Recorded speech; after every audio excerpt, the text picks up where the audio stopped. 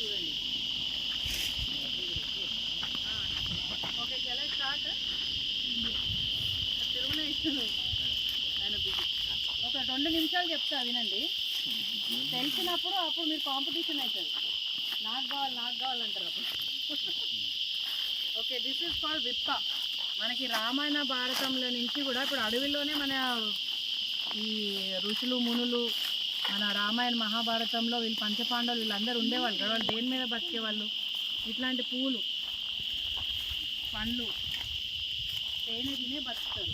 So ఇది రాముడికి కూడా చాలా ఇష్టమైంది. మన భద్రాచలంలో దీన్ని ప్రసాదంగా ఇస్తారు. దీన్ని లడ్డూలు తయారు చేపిస్తారు. అది తినడం వల్ల మైగ్రేన్కి చాలా మంచిది, డైజెషన్కి మంచిది, ఈవెన్ మోకాళ్ళు కీళ్ళనప్పుడు. This is called Indian butter tree.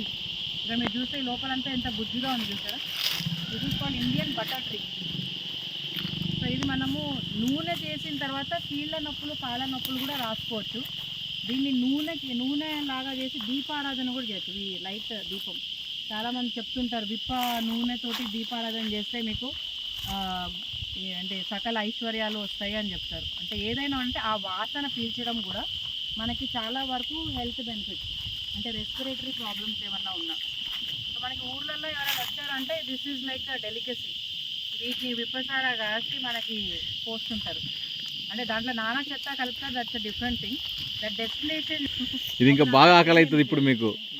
So ఇట్లా మనం డైరెక్ట్గా తినొచ్చు. యాక్చువల్గా పొద్దున్నే ట్రైబల్స్ అందరూ బుట్టలు పట్టుకొని ఇట్లా బుట్టలు తీసుకెళ్తుంటారు. వీటిని తీపించి లడ్డూలు ఎండిపోయింది కూడా ఏరొచ్చు, ఏం కాదు. పౌడర్ చేసుకుని ఆ చపాతీలు వాళ్ళ ఇంటికి ఏదైనా వచ్చినప్పుడు వాళ్ళు ఇదే ఆఫర్ చేస్తుంటారు. So this is like alcohol also if you consume more. And ఈ స్మెల్ కూడా can you see the smell.